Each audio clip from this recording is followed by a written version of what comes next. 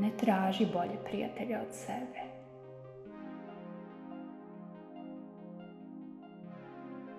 Ko je osim tebe rekao da su drugi lepši i bolji?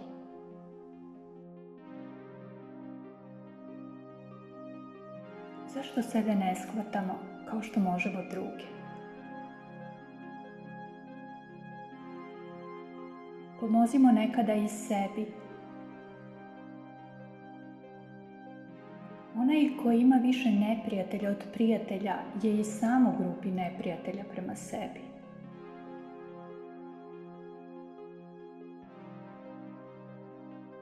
Ne dozvolimo da nam i oči budu protiv nas. Zaštitimo ih, uzmimo, one su naše. Početak našeg totalnog porobljavanja je razbijanje rodovskog načina življenja, odnosno razbijanje familije.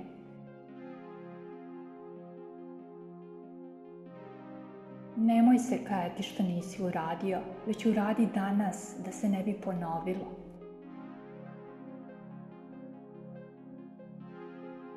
Čovjek je sebi najveći neprijatelj.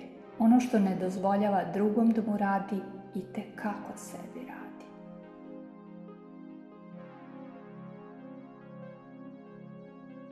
Ako drugog proveravamo, nemamo ni u sebe poverenje.